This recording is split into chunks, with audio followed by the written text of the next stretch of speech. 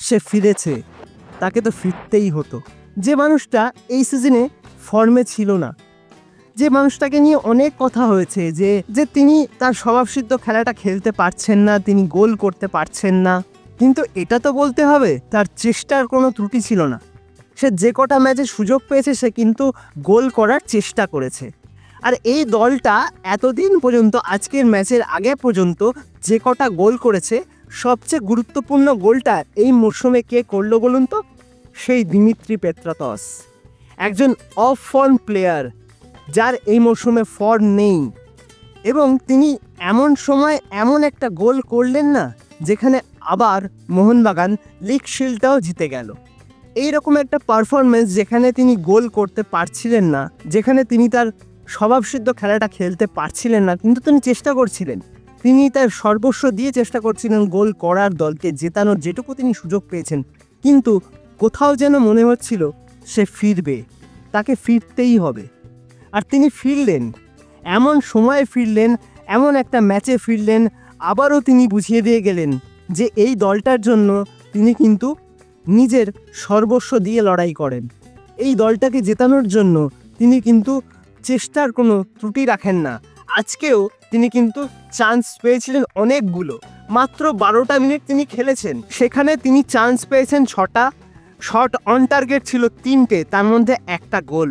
আর এই গোলটা ভীষণ অমূল্য, ভীষণ অমূল্য। এই গোলটার জন্যই কিন্তু আবারও দ্বিতীয়বারের জন্য লিগ শিল্ড জিতে গেল মোহনবাগান। কিন্তু আজকে প্রথম থেকেই মোহনবাগান প্রচুর চান্সেস কিন্তু পেয়েছিল গোল করার, কিন্তু সেগুলো তারা কনভার্ট করতে পারেনি।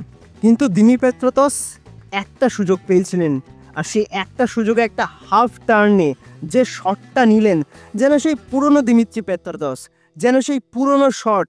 প্রথমে নেমেই কিন্তু তিনি একটা দুর্দান্ত শট করেছিলেন, যেটা অমরিন্দর সিং ধরে রাখতে পারেননি। হ্যাঁ, এটাই দিমিত্রি পেত্রাতস, তার শটগুলো গোলকিপাররা ঠিক ধরে রাখতে পারে না, এতটাই জোর, এতটাই বুলেট সেই শটগুলো হয়।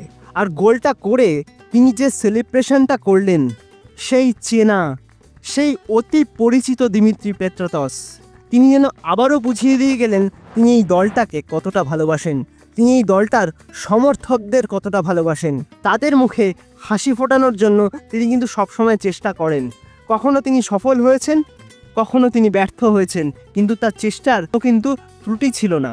সকল মোহনবাগান সমর্থক ভরসা রেখেছিলেন তার উপর, তারা বলেছিলেন তিনি ফিরবেন, একদিন তিনি ফিরবেন। তিনি কিন্তু সেই সমর্থকদের ভরসার মান রাখলেন। আচ্ছা, গত সিজনের ওই ম্যাচটার কথা মনে আছে? যে ম্যাচটা জিততেই হবে মোহনবাগানকে লিগ শিল্ড জিততে গেলে।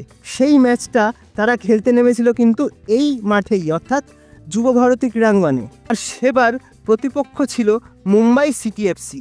প্রথমার্ধেই দলকে গোল করে এগিয়ে দিয়েছিলেন লিস্টন কোলাসো, আর একদম শেষ মুহূর্তে জেসন কামিংস একটা গোল করেছিলেন। আর সেই গোলটার যে পাসটা দিয়েছিলেন, একটা ওভারহেড বল, একটা মাপা বল জেসন কামিংসকে দিয়েছিলেন কে বলুন তো? Dimitri Petratos. আজকে ওডিশা এফসি যেভাবে ডিফেন্স করছিল, পুরো ম্যাচটা যেভাবে একটা কম্প্যাক্ট ডিফেন্স লাইন মেনটেন করে তারা ডিফেন্স করছিল, এক কথায় সেখান থেকে গোল করা একটা সময় কিন্তু মনে হচ্ছিল মোহনবাগানের জন্য খুবই কঠিন হতে পারে। তারা সুযোগ পেয়েছে কিন্তু সুযোগগুলো কনভার্ট করতে পারেনি। ম্যাকলারেন আজকে অনেকগুলো সুযোগ পেয়েছেন কিন্তু তিনি কনভার্ট করতে পারেননি। কিন্তু কনভার্টটা করলেন কে?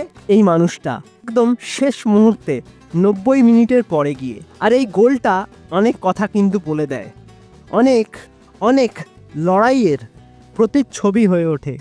হ্যাঁ, গোটা দলটাই অসম্ভব ভালো পারফরমেন্স করেছে গোটা টুর্নামেন্ট জুড়ে। কখনোই কিন্তু মনে হয়নি যে তারা কোনো চাপে রয়েছে। তারা কিন্তু সবসময় প্রত্যেকজন প্লেয়ার জেতার জন্য মাঠে নামে, গোল করে দলকে জিতিয়ে মাঠ ছাড়ে।